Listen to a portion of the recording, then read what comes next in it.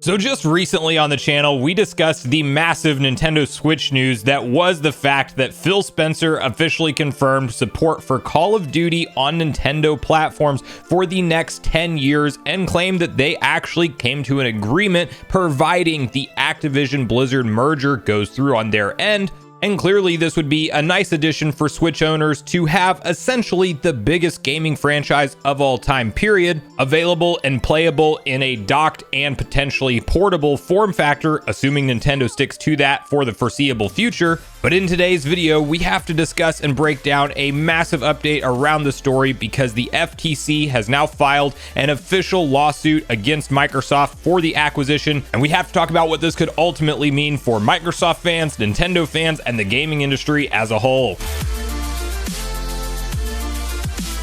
What's up, nation? If it's your first time on the channel, make sure you join Sunbro Nation by subscribing below. Hit the like button on this video if you enjoy it today, and make sure you turn on your bell notification icon so you're kept up to date with all the newest gaming news. Now, as I mentioned, guys, today we are discussing a massive update around the ongoing back and forth between Sony, Microsoft, and Nintendo being dragged into this battle around the attempted biggest gaming acquisition ever, which will be Microsoft potentially acquiring Activision Blizzard in a $69 billion deal. And obviously, when proposed mergers are this large, you get a lot of different eyeballs looking at the situation, trying to review and decide whether or not it gives one company or another too much of a quote-unquote unfair advantage or could become a monopoly in some cases. And while I personally find myself more on the side of thinking this merger will ultimately be a good thing, especially for Nintendo fans, with Phil Spencer already writing up a 10-year deal to throw Call of Duty on the Switch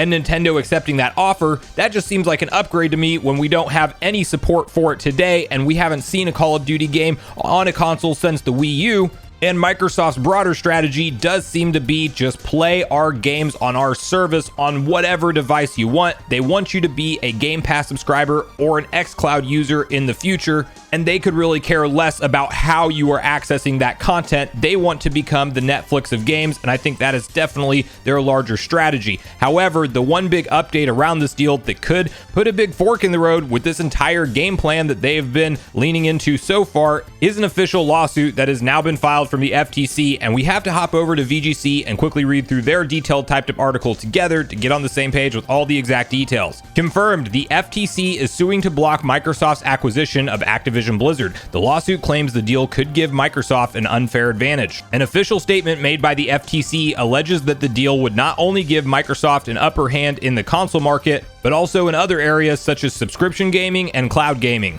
It claims that the $69 billion deal, Microsoft's largest ever and the largest ever in the video gaming industry, would enable Microsoft to suppress competitors to its Xbox gaming consoles and its rapidly growing subscription content and cloud gaming business. According to the FTC, the complaint cites previous examples of Microsoft acquiring other valuable gaming content and using it to suppress competition from rivals, pointing out its acquisition of ZeniMax, parent company of Bethesda, as a notable example.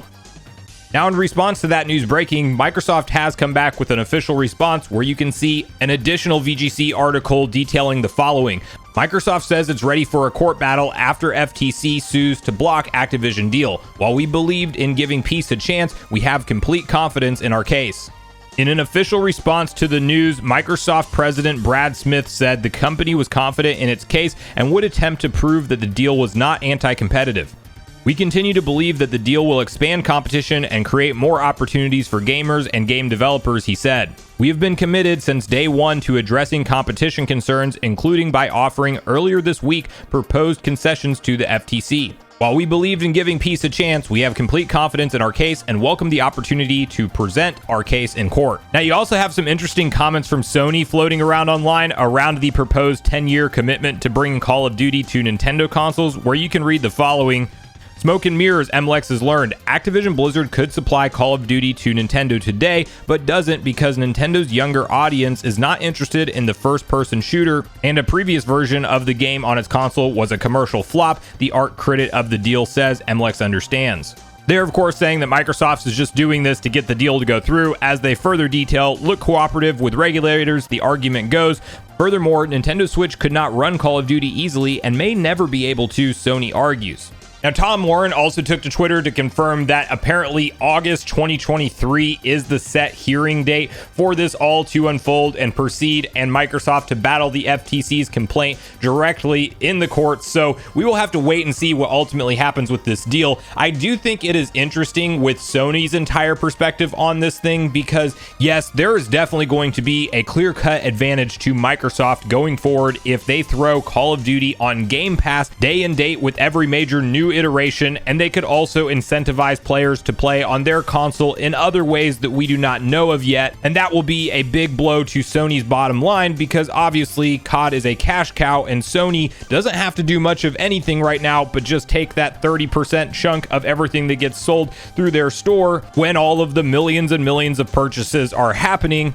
And they obviously don't want this deal to go through, even to a point of them essentially acting like they're going to be going out of business, even making a comparison to how they're as about excited of this deal potentially going through as Blockbuster was to see Netflix rise up, and you know how that story ended. So yeah, that's the picture that Sony is painting right now, and they're even taking shots at Nintendo Switch hardware not being able to run it, and that's where I kind of want to spend just a little bit of time. I don't think it was ever thought of that we're going to get Warzone 2 in its full graphical fidelity on a Nintendo Switch that we have today. If this deal closes in 2023 at all at this point, you're still going to be years and years of development, maybe one or two. They could turn it around pretty quickly, but I do think that it's going to take time before we see a full-fledged Call of Duty game on a Nintendo console. And at that point in time, if we are talking about the end of 2023 into 2024 and probably even 2025 for an actual release date for a Call of Duty game, well, at that point I would assume that we're going to have something more powerful than the Switch that we have today. And if it's anything even close to what a PS4 or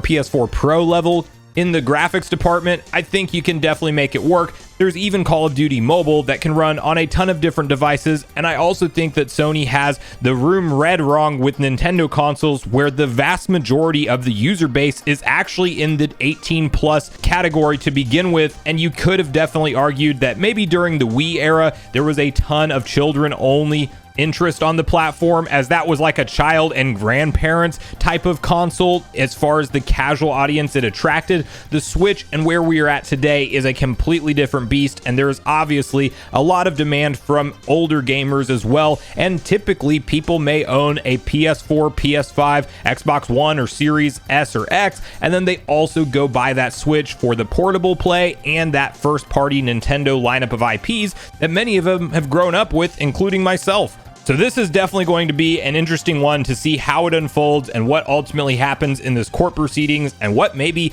behind the curtains, peeled back information we get to actually learn about these companies and their internal plans as a part of it. So I want to hear from you guys at this point in the video, all your personal thoughts and theories around this story. How do you think this is ultimately going to unfold and affect the future deal of 10 years of Call of Duty on Nintendo platforms? Do you think that there's a chance that Microsoft actually can't get this thing cleared at all? Does it just take more concessions and maybe they have to sell off a portion of Blizzard or somebody else, maybe even King and their mobile business? Or do you think that this is just going to end up being a head-to-head court battle and Microsoft will make their case and ultimately secure the $69 billion deal? And how do you think this does really affect Sony and the gaming industry as a whole if we do indeed see it close next year? So regardless of your thoughts and feelings on everything we talked about today, I do look forward to hearing from you all in the comments down below before you leave the video, as I do look forward to getting a back and forth conversation started with you all around this topic. Go watch yesterday's video next if you haven't already, where we boot up Wave 3 of Mario Kart together and discuss how this update actually sets a precedent that changes everything for future waves going forward.